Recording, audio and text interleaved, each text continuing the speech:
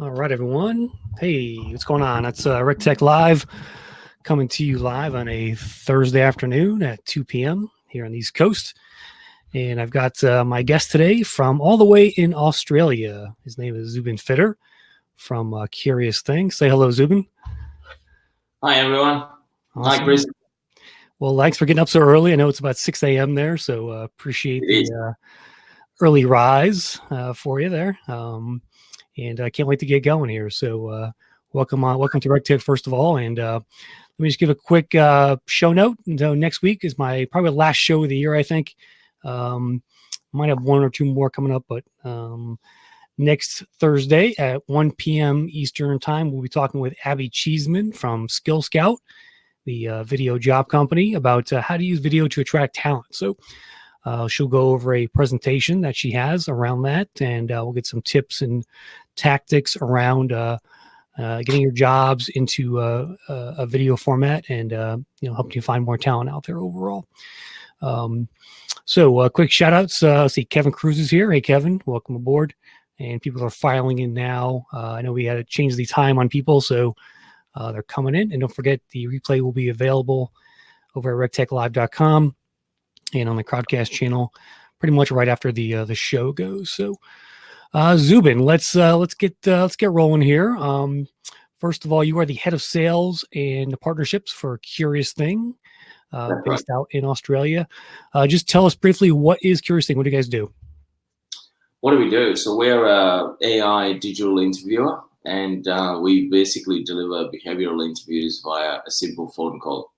And what that essentially means is it's a whole candidate-driven experience whereby the candidate dials in whenever they're ready to conduct the interview.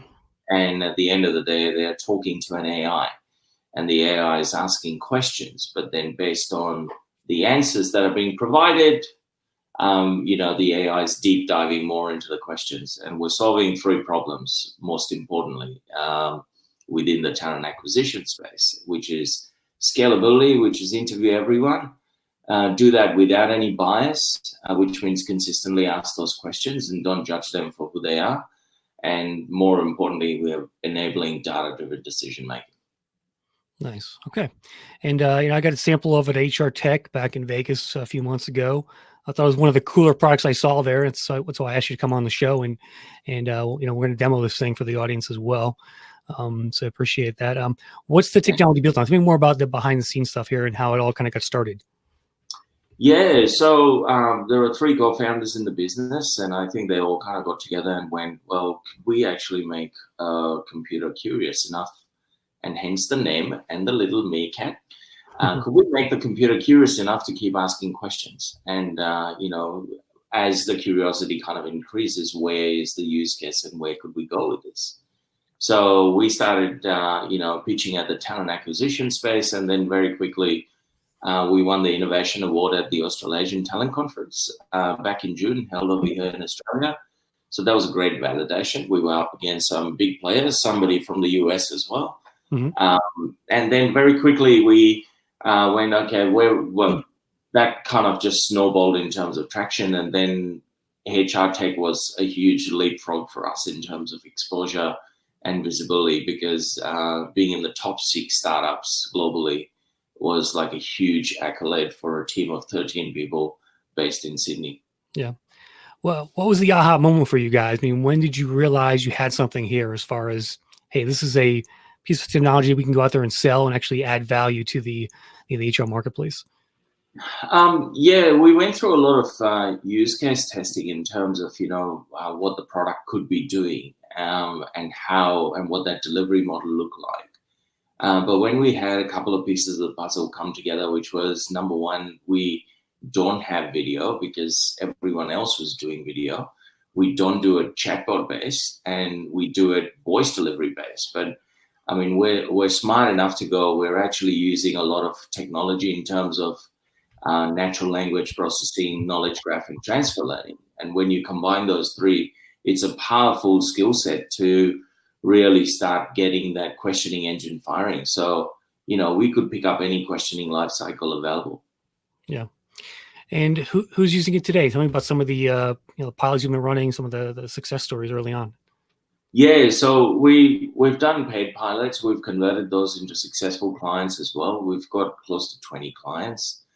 We've done a fair bit of interviewing minutes as far as anything goes, and we're working across Australia, Southeast Asia, and America predominantly. We always get asked the question around, is it just English that we cater to at the moment? And yes, the answer is yes. There's enough problems to be solved within that English language space.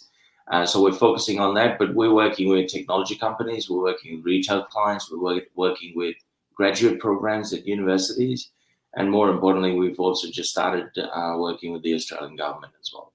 Gotcha. Can you just describe the user experience a bit, both from the recruiter side and also the candidate side too, if you would? Yeah, absolutely. Great question. Recruiter side, very straightforward. You could basically jump on and select your own questions. So we've got 11 attributes. So we believe behind every behavioral interview, there are certain attributes that do get measured. And by and large, they're probably maximum within any conversation that's 2 or 3 that happen in the real world right now. So we've got 11 behavioral attributes. The recruiter can pick those attributes based on what they are. So they're things like resilience, humility, growth mindset, customer focus, teamwork, problem solving, stuff like that, where essentially you just want to know that the person that you're screening for at that initial stage is worthwhile spending future time on and has the right skill set to progress through the next round of interviews. So they can select the questions that we have in place. And these questions that we have, we work closely with the head of diversity and bias at University of New South Wales. So we've designed these questions with them. And essentially, they can pick those questions, but at the same time, we also work with organizations right at the other end, which are large enough to go, these 11 principles are great, but we want you to custom build something for us, and we want to throw in our own questions. So we can work on that custom model as well. So that's at the talent acquisition side. You got a question there? Yeah, like the teamwork attribute, like how does the AI determine if you're a good teamwork person? Like, give me an example of what's happening with the AI itself there, and the answer that the candidate gives. Yeah, so a classic question for a teamwork would be something like, tell me about a time, or how would you deal with a person who has difficulty coping with a project on your team? And then based on your answer, if your answer is around, well, I work at the pace of the slowest team member, I try and accommodate for everyone within the team, so that the AI starts understanding more of the context of your answer. And based on that answer, what it's doing through the natural language processing is it's actually now understanding the fact that, well, there is teamwork and there's also some leadership qualities that might be sitting in there. So the next question that might be guided or kind of pop up in that question for the candidate would be, so what's your leadership style, for example? So that's where the conversation becomes really rich. So it's not just a question answer collection tree, but it's actually standard questions and then that are set by the recruiter or the interviewer. And then based on the conversation, the AI is also asking some internal questions as well. Gotcha. Okay. And the candidate experience. So candidate experience, very straightforward. There is no messing about with times on 2 people talking to each other. We send out an email invite. The email invite goes out. Within the email, there is a unique PIN that they'd be dialing. Some customers have gone and embedded a video in that invitation email where they've gone, we want to actually, here's a welcome note from head of talent acquisition to tell them what's going to happen in this round of interviewing. So candidate experience, they love us because you've applied for a job. In the current process, there's probably, sometimes as long as 2 months before anyone could hear about if they're successful with their resume that they've sent through.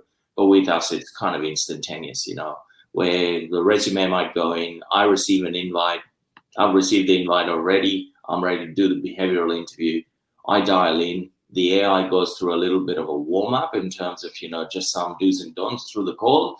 There are some tips that it throws in terms of if you want to repeat a question, please repeat the question. And then very quickly, it's a natural discussion. So we've seen interviews last for as long as 20 minutes, where people are completely engaged in that one-on-one conversation that they're having with the AI, because you've got somebody asking questions, and people love it. People are like, well, programmers love it. They're like, well, I don't have to talk to people. I could very quickly, just do this interview and move on with what I need to be doing. Interesting. Give a quick shout out to more people who are live here. We got Seth and Lauren. Hey guys, feel free to throw your comments or questions in the chat there. Overall, Zubin, what's surprised you since launching this thing? About anything you've learned about just within the HR space there in terms of the feedback or some of the answers you're getting on these things? Yeah, look, I think there's a genuine need within the HR space. So we've got the HR umbrella that sits up there, and then we've got recruitment that sits over there. I think there's a genuine need that people want to solve within their roles of, we do want to interview everyone, and we want the business to come along and actually, throw some dollars at this and solve this problem from a long-term perspective, as opposed to, just throw a few bodies because we got lots of resumes, and do the screening process. So there is certainly an amalgamation of interest in terms of what recruitment is trying to solve and how HR wants to, talk about future of work. So there is a marriage over there very quickly. But what I find is that people love the technology piece. Like there is a very small minority of people who would be like, oh no, we're talking to a robot. But predominantly, largely, everyone is pretty pro in terms of going, well, you've got great technology, why wouldn't we use it? And like, this is not a replacement of a job, this is an enhancement of the job, because we get to be more strategic in our decision-making process because we've got data on people that we're interviewing. So we just finished a bunch of interviews. We did 700 interviews for a client across 4 days. Okay. Very, very quickly, they had data points across the attributes they wanted to measure. What types of candidates? Yeah, that's right. What types of candidates were they? What type of candidates? Yeah, so that was for the government, and they were kind of a mid-senior level position that they were applying for at that stage. And they essentially did the round of interviews, and through the 700 interviews, they already have the data to move on the people they want to move on to push to the next round of panel interviews. So to provide that normality of you've interviewed everyone, so scalability, you've got the data to make the decision, and then very quickly now you're driving the fact that, well, how can we quickly progress this to the next round of interviews? Are we putting the right people through? So that's really powerful. Yeah. When I first took it, I was like, you know what, this could save so much time in the pre-screening process for so many companies because you can do this digitally, saving, my last recruiter job, we had 5 recruiters doing, 10 interviews per day each on the phone screen, right? And you could basically just offload that onto to your technology overnight, essentially, and just free up that time, right? I mean, that's the big benefit here, I think, right? Huge benefit. Yesterday I was talking to an organization, and they were talking about how all they do is the screening part of resumes and then provide that information to their clients. Well, I'm like, well, with our technology, you can not just screen, but you've actually got behavioral attribute points on, are people good at what you're looking for within that role, and then provide that richer data to your clients. So why wouldn't you do that if there is opportunities available like that? So those are the kind of questions. And it's a cost. It's a cost for every business to kind of, have a really manual process. And with manual comes errors, and with errors and manual also comes bias. So we believe that, and a lot of HR experts also believe that the primary source of bias always sits at that screening resume stage. Yeah. If you effectively solve that problem, which is what we do, and we're, doing it really successfully, then you have the right pool of candidates that you're pushing through, which means there's less amount of spillage right at the end. So you've not wasted time and resources. Interesting. Lauren has a question. How long are the interviews and how many questions on average, she says? Hey, Lauren, thanks for the question. And a great question again. Interviews are approximately anywhere between, 12 12 to 20 minutes, depending on the number of answers or the length of answers that have been given. And how many questions on average? You'll probably be looking at around 6 or 7 questions at the most. Gotcha. Okay. All right. Why don't we just go right into a demo here? Feel free to share your screen and let's kick this off. Yeah, absolutely. So let me quickly get this going. And it's CuriousThing.io. If you're watching, if you want to check out their site, throw a link up in the chat there. That's correct. All right. Let's go right here. Let's go to. So the recruiter has a dashboard, I'm assuming, where they can go in and listen to all these. That's exactly right. So let me take you through the process and set this up in the right way. So you've got your admin.curiousthing.io. This is the one place where all the information can be accessed. This is extremely secure. It's hosted within Australia. And essentially, you have a unique username and password. You sign in. And once you have signed in, what you will see over here for yourself are the list of interviews that you would be looking at from that you would have created on the left-hand side. Very quickly, you could literally go and create a new role as a recruiter, and you could go, well, I am ABC recruiter or BAC. You could call that role as a test contact center role. You get started, and then you are looking at the 11 attributes that I was talking about that sit within our global scoring model. You pick 2 or 3 attributes because that allows for good 7 to 8 questions that you could be asking the AI. So let's pick something like customer focus, resilience, and lifelong learning. Okay. Hit next. And then you have a bank of questions that you could essentially toggle different questions from. Or is there any science around how you word the questions, things like that? Yeah, that's right. And this is where working with the department within University of New South Wales to eliminate that bias comes in. So we're a bunch of geeks at work. Nobody's from the HR space. We're a group of technology people. We got PhDs in computational linguistics and data science. And when we put all that knowledge in play in terms of how we want to position questions and be neutral in terms of delivering that question. So every individual, when they receive that in an auditory way, they have, the best chance of answering that particular question. So we keep it simple. We don't complicate the language. And even when clients come in with their own questions, there could be a lot of jargon. And once you simplify that, they're like, yeah, this can float. I mean, in terms of, this version of the question is perfect. So you can actually go and change the question. How would you handle an inquiry from a difficult customer? This is just a warning to say don't change the context of the question. And you could go in our inquiry, we call them clients. And maybe give an example is something else that you want to add in there. Then you have kind of set up your own question straight away. Once you have all that, you can put your own organizational question as well. Why do you want to work with ABC Test?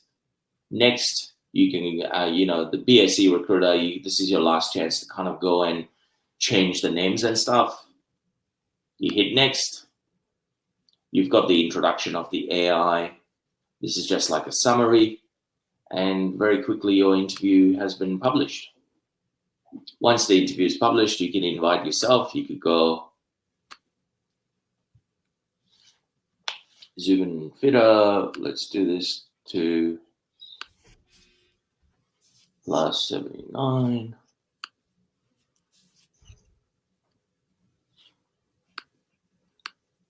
Can the candidate be, I assume you email them. Can you also text them with the link? Or That's in our product roadmap at the moment. So Gotcha. We've started with the email stuff, but it's very quickly coming up in terms of, text delivery as well. So that is a possibility, and very shortly that feature is actually going to be available live. So you can actually set the expiry date, and that's very powerful because when you put a deadline towards imagine you're a candidate, you've applied for a job, you get an email that says you have been invited to do a behavioral interview from organization X. Please complete the interview within 3 days, 4 days, whatever the timeline is. The instant reaction from a candidate is, wow, I'll move to the next round of interviews. It's in my interest to do this. So they would jump in and do it. So we have a great conversion rate on that. On the last set of interviews that we did, the 700 I was talking about, we have close to 96% conversion rate. Wow, pretty good. Terms of invites sent to completion of interviews. The beauty about this also is you can actually upload a bulk CSV file. And in the bulk CSV file, all that we need from any recruiter is, I'll show you the sample, is exactly the same fields. Is first name, last name, email, phone, and expiry. So we are blind to the resume. We actually don't need to know what the candidate's skill sets or their work history is. We just want to know, how the candidate performs to the questions that the organization is posing to them before they can tell the organization what they can do for them. Yeah. So, stop there for a second. I kind of envision that. That's a great point you make there. Yeah. So with this now, with just getting the first name, their contact info, they don't need to actually send you a resume initially. If you can just get their contact info, do the interview with them digitally, and then once the people who pass that, then you can ask them for their resume at that point. This should really help an employer get more candidates in the door at the top of the funnel there, right? Absolutely. That is exactly right. And that is exactly the problem we're trying to solve, is don't just look at resumes when you're looking at the hiring process, because there are some great candidates out there who probably can't put their skill set on a resume. And that is no benchmark of, if you can't communicate on paper, that doesn't mean you're not good at what you do. So get the right type of people. We all know, and there's enough research and data out there that, the future of work and the future of the workforce is not people with a great skill set, but people with a skill set plus capability. So this is the piece where you're hiring for capability. And we have informed the hiring process for one of our clients where they were doing this resume thing, but then they've gone, actually, why don't we run an experiment where we don't take the resume? We just hit apply now on our website. We collect this basic information. And as soon as that loop is completed, and it's highly automated, the invites go out to do the behavioral interview. And once they have successfully completed that, then they invite them to go, please send us a resume because we want to talk about your experience. So it's a great point. Yep. Yeah, it's awesome. I think more employers need to do that because, let's face it, especially on the entry level side of things, truck drivers, housekeepers, they don't have resumes handy usually. They may not have a computer. Correct. To create one. So you should just be collecting their basic info, get them in the door first, and then you can, filter them out later and get further details. That's right. That's absolutely right. Well, it's a great point you raise, and that's exactly one of the problems that we're trying to solve as well. So you would hit send invitation. The invitation is being sent out very quickly. I'm happy to jump into my emails and show you how quickly the invite comes through. Here's an invitation that's come through in my mailbox right now, 0 minutes ago. Your official invitation for a contact center role at Good Corporate. Here's the numbers I dial. So depending on which country you are in, US, Australia, or Singapore, you can dial the local 1-800 numbers. This is my number. This is the unique PIN. As soon as I dial that PIN, it's going to take me through the essential interview process. So would you like me to take you through the interview now? Yeah, let's hear this thing. Okay, let me stop sharing the screen.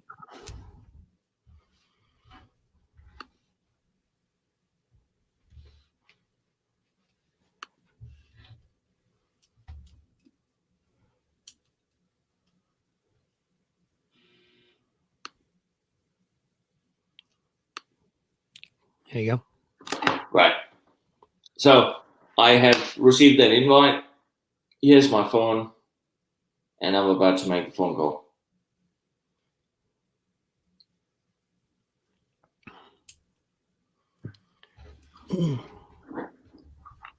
Okay, here we go, folks.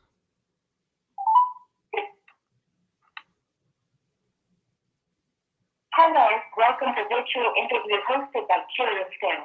Please enter your 4-digit code followed by the hash key. He's putting in his PIN.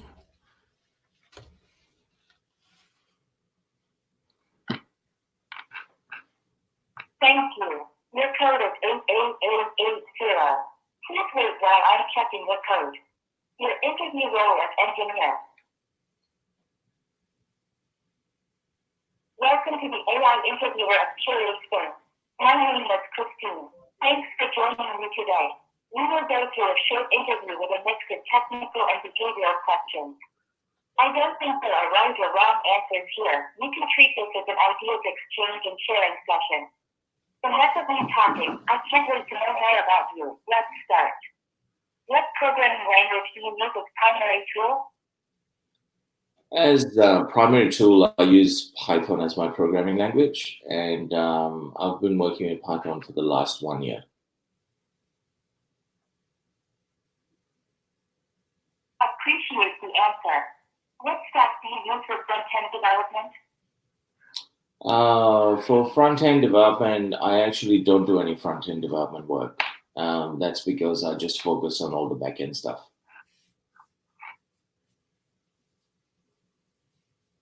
All right. What was the first ever task you delivered for a commercial grade project? Can you please repeat that question?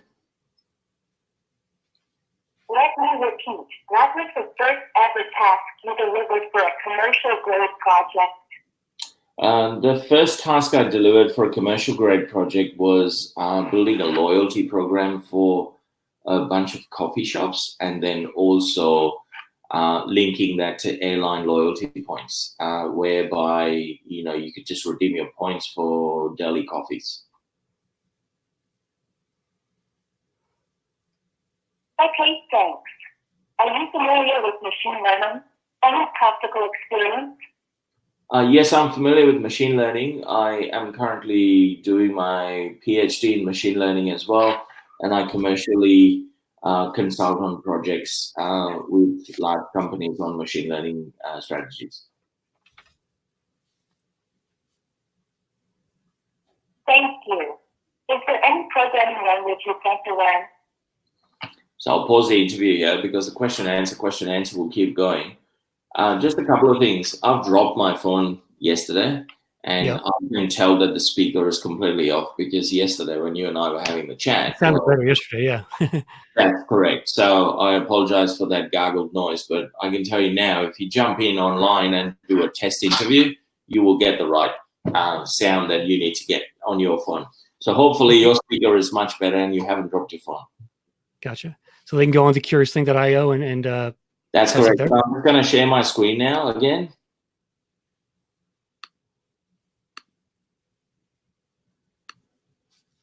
So essentially, I could go into my roles over here and go into the graduate analyst role. And then very quickly, I have all the data points of the interviews that have been created. If I truly want to remove bias, I can, number one, shut the names down and just look at data points. That's really powerful. A lot of organizations go, please put that feature as a permanent one. Some of them, and this is where the beauty of along the X and Y, the attributes that you're trying to measure, you can chop and change the data. So if you just want to look at candidates who have great teamwork against motivation or against even English, then these are your candidates that you would be focusing on as opposed to the ones down the bottom here. So you can zoom in and look at the data that sits behind each one of these. So just to scroll down, all this data is available in a line item. And then very quickly, you could jump into either by clicking here and going to the candidate, or by clicking here and going to the candidate. So if I was to click on this record, then very quickly I've got Emily's information against the attribute scores for resilience, customer-focused teamwork, and motivation that are being measured right now. So important thing to note also is once you have these scores are relevant to the cohort of people that have interviewed. And what that essentially means is if this is my baseline, right? If this was my first interview that I have done and I was the best one sitting in the top quadrant, if somebody does a really fantastic interview, then all these results would shift accordingly based on where the cohort score is being stretched to. Does that make sense? Yeah, totally. So let's jump into another. It really helps you visualize the top candidates too, which is just like that itself is just such a time saver. Huge Just one. by looking at this chart here, right? Huge Imagine having 100 candidates on your lap here, and with kind of one view, you can see, okay, here's the top 10. Start there, right? That's correct. So that's exactly what I mean. You know, with the 700 interviews we did across 4 days. In 4 days, we had all those 700 data points. And they went, well, okay, let's, they chopped and changed different things. And then they went, okay, let's just, still do things a little manually. They wanted to export their results. So they downloaded all their results. They opened the spreadsheet. And then they started creating a benchmark. And once they created that benchmark, they went back in here and went, okay, all I want to do now is this. And anyone who is below the threshold of 0.75 for customer focus or teamwork, we won't be considering, which means they went more of a lateral view with the data and went, let's first look at Grace Martin. And they've kind of pushed these people through the next round of interviews. So a couple of things on this page in the detailed candidate record is you can actually listen to the entire audio of the interview. So you can download that into your device and listen to it, or you can just stream that and listen to the entire interview. So the file kind of loads and all that happens. Yep.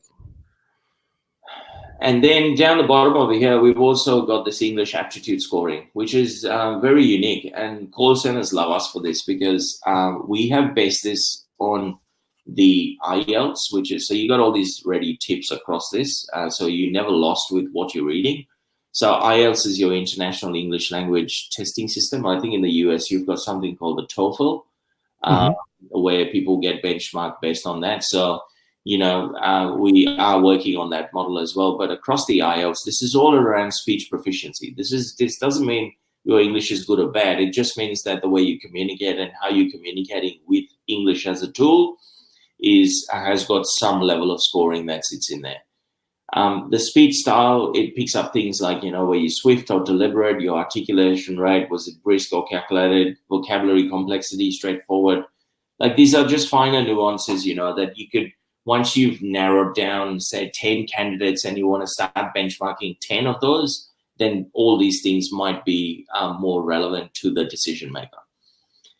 You can also jump into just the snippets of the recordings rather than the entire recording. So, all those questions that were being asked, if the question was around what do you deem as successful success factors, then you could essentially just listen to that particular component of the interview. I think being smart and knowing to delegate what to who. So this is just looking at what were the top answers as opposed to the entire snippet of the conversation. Right. So that in a nutshell, in terms of a candidate experience, once this entire interview is completed, they will again receive an email that says, thank you for doing this interview. We also send reminder emails for candidates who don't do the interview 24 hours before expiry, so they have a shot at doing that. But we have seen organizations to put in some more directional tools in terms of, you've completed the interview, now what? So they'd probably point them to a blog article or some other tools internally going, this is how you can prep for the next round of interviews. So that candidate experience side of things is important. And and I'm sure you and I both have been on, the receiving end where you send an application and squirrels, nothing, Yep. 2 months, 3 months, 6 months, I don't know. And then all of a sudden somebody sends an automated email and you're like, really? I was really drawn to working with this organization because of all the great things that's there, and this is your process. So I think that's the biggest learning over there in terms of how we manage the entire problem of scalability, data-driven decision-making, and more importantly, removing bias. Yeah, it's awesome. It's awesome, Zubin. I just super excited about the product itself. There's probably other use cases too for it too. We talked about exit interviews possibly. maybe some kind of feedback check-in stuff you could do with this thing. What else are you guys thinking about around the overall technology? Look, it's easy to get distracted at a startup stage, and I'd love to own the entire questioning lifecycle of a candidate. So from recruitment / graduate intake to internal mobility checks, going, you could nudge for small behavioral improvements, going, hey, you were hired because you wanted to grow your leadership skills. How are you going with your leadership skills? So that could be, part of the process, because very quickly, again, it's done based on the candidate. So the candidate can talk whenever they want. They can provide candid feedback, and the data points are there for those decision makers to be doing that. Well, are we replacing 360-degree assessments? No, we're not. We're just, helping them be more regular, as opposed to we'll just do a 360 at the end of the financial year because that's a tick in the box from an HR lifecycle. Yeah, so totally. Small things like that. And absolutely, exit interviews. I'm looking for a company who wants to do an exit interview because I believe that's certainly an area that, is where candidates would love to have a candid discussion. There is no false agreement, and there's so much you can do with that data if, as an organization, you're serious about doing something with that data. Nice. Well, certainly appreciate your time today, Zubin. Just tell the audience, who you're looking forward to come on to the platform. If you want to kind of just talk about who you're looking to attract here in terms of client base, feel free to talk about that a bit. Yeah, absolutely. Thanks for the opportunity. First of all, thanks. Great show. Love your show. And really happy to be involved. I'm grateful we've crossed paths at HR Tech because this is a long-term thing outside of just even doing these interviews and having HR discussions. So I got my CuriousThing hoodie in the mail, by the way. So. Well, we're moving to summer t-shirts. If you realized, we're having. Oh, you're going to summer. We're going to winter. Yeah. It's 30 degrees here. Yeah, absolutely. So what are we doing? Well, we have just launched a self-serve platform. So if you actually go on to www.CuriousThing.io, you actually have the opportunity to sign up for free and do a bunch of, simple interviews. So exactly what I walked you through today, you will have your own environment of doing that. And that's a great way of kind of, solving a problem. So if you are we recognize that talent acquisition wants to solve a problem, but they don't predominantly want to wait for like budget approval 6 months from now. But if you've got a pile of resumes that you're going through and you want to do something immediately, that's one avenue of doing it. And the other avenue of doing it is obviously, go onto the website, send us an inquiry, and we can have a detailed discussion of how we can customize something for the organization. Awesome. Well, Zubin Fitter from CuriousThing, again, thank you for your time this morning. And, we'll get this show out to YouTube and our Facebook channels, and I'll probably put it on the podcast too in terms of the audio. So, again, thank you for your time, and stay in touch too. Come back in, 6 months and do another update and another demo and stuff. Absolutely. It'll probably be earlier than that, 3 months. We've got some wild plans and, like some of the enhancements that we talk about, like, every single question that people ask going, are you looking at text? Are you looking at that? Well, absolutely. We're looking at those things because that's how people communicate. Yep.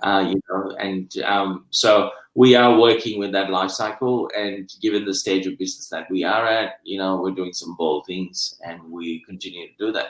So thanks for the opportunity. It was lovely to be here. Thanks for the audience and the questions as well. And hope you enjoyed the demo. All righty. Absolutely. And have a great day, everybody. Thanks for watching. Thank you. See you soon. See ya.